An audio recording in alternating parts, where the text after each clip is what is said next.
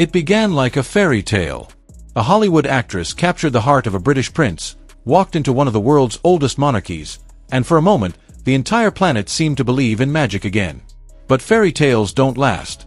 Not when the cameras stop rolling and the crown becomes a cage. And now, if the rumors are true, Meghan Markle might be preparing for the final scene in this royal drama. One where she exits not as a duchess or a princess, but as the woman who walked away from it all, husband, palace, legacy, for something even more powerful. The whispers have grown louder, and they no longer come from anonymous royal aides or disgruntled staff. They come from insiders. From elite circles. From people who've watched Meghan Markle not just play the game, but master it. According to them, the plan is already in motion. Meghan may be quietly plotting to leave Prince Harry behind, for a man with even greater influence, a billionaire whose name remains behind closed doors, but whose presence has already begun to reshape her world. If it sounds unthinkable, you haven't been paying attention. This wouldn't be an explosive split.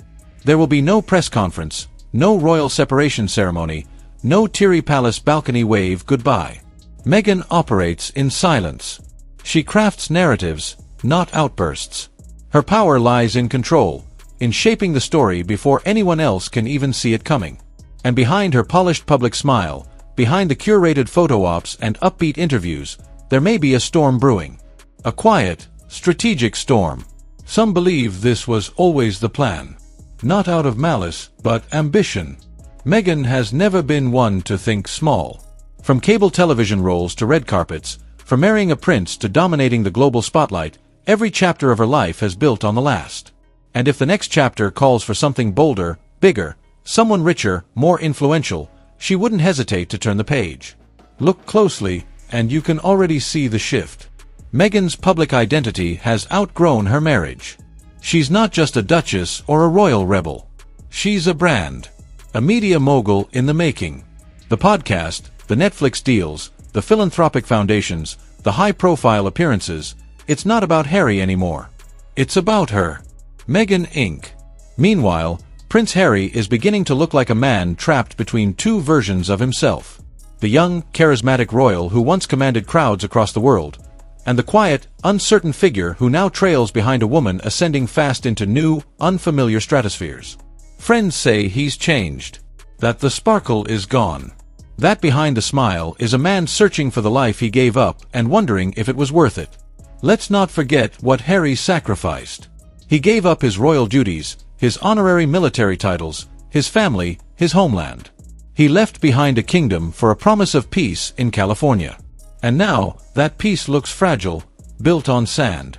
Meghan, some say, has emotionally isolated him, severed ties with the few remaining connections that kept him grounded. Even his attempts to rebuild bridges, planning invites to Prince William and King Charles for events like the Invictus Games, are seen by some as desperate, not diplomatic. But Meghan isn't panicking. She doesn't need to. Her silence, as always, says more than any press release.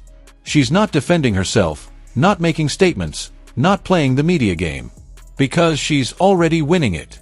When the time comes, if it comes, she'll control the rollout. The narrative will be hers. The headlines will follow her version of the truth. And Harry? He'll be left managing the fallout. Sources close to Meghan claim she's moving in different circles now. Elite, exclusive gatherings, A-list rooms where Harry barely registers. Deals are being floated. New partnerships whispered about. Streaming empires, film projects, political aspirations. And at the center of it all, Meghan. The solo act. The headline. Not the royal couple, not the Montecito team, but her. The children, Archie and Lilibet, are perhaps the most heartbreaking part of this unfolding story. They are not just adorable figures in royal lore anymore. They've become emotional anchors in a very adult, very calculated game. Insiders suggest Meghan knows just how powerful that leverage is. She's already mentioned the possibility of limiting royal contact under certain circumstances. Not as an open threat, but as a boundary. A quiet line in the sand. And it's working. Because for Harry, every decision now comes with a terrifying cost. If he stays, he lives in a world that may no longer belong to him. If he leaves, he risks losing the two most important people in his life, his children. He's not just fighting for relevance. He's fighting for fatherhood, for meaning, for identity. The royal family, meanwhile, watches from the sidelines, paralyzed. They won't interfere publicly. Not again. Not after everything.